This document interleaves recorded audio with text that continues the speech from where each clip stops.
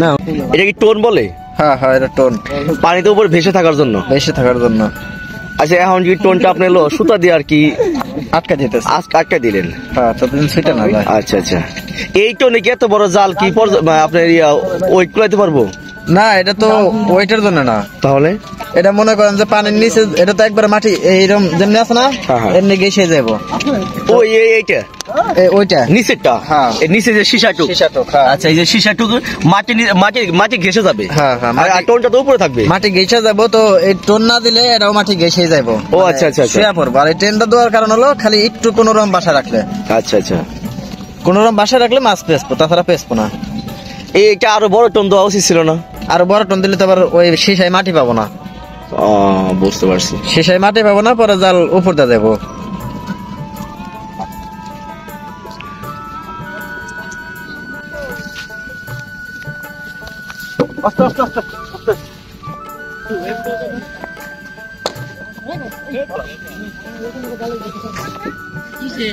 আস্তে আস্তে আস্তে লেফট।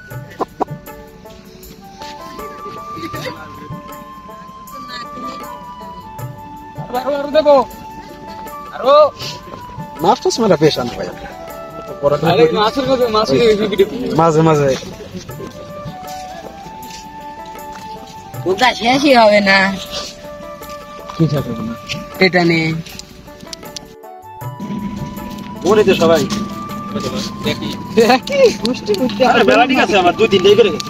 আমরা জয়েন্ট ফ্যামিলি, গেলি একবারে যাই, গেলি বংশ নিয়ে যাবো।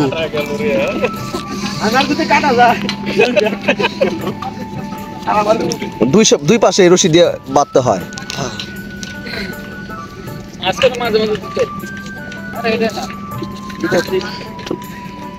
ভিডিও এডিট করা টাইম হেড।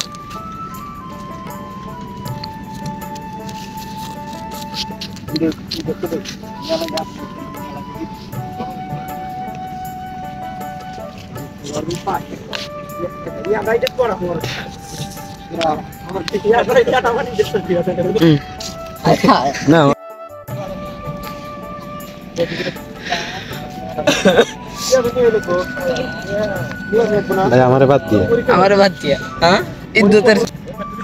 কয় হাত দূরত্ব বজায় রেখে আপনার টোন দিচ্ছেন? 3 হাত, এখান থেকে এই পর্যন্ত 3 হাত।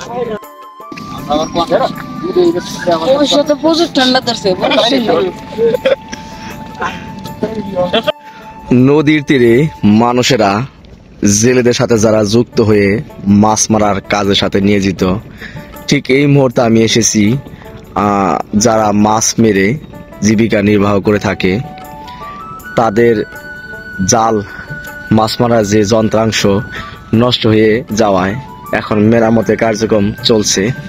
আর আমরা এসেছি তাদের সাথে একটু কথা বলতে আর দেখতে।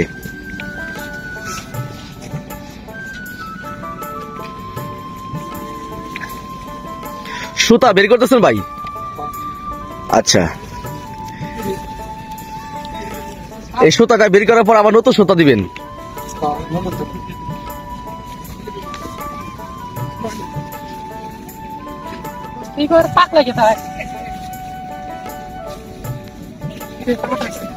আপনি কি যান এই জালের সাথে মাছ মারতে? জান না? আপনি কি করেন?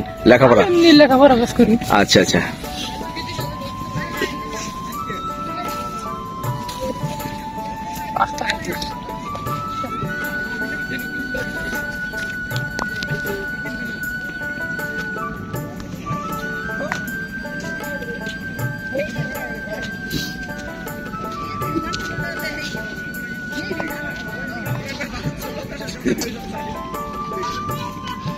এই জালটি সম্পূর্ণ নতুন করে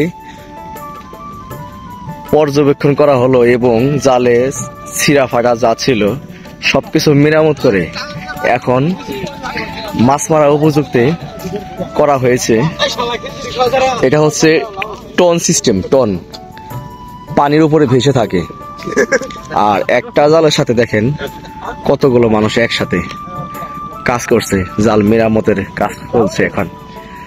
এখন চলছে জাল মেরামতের কার্যক্রম।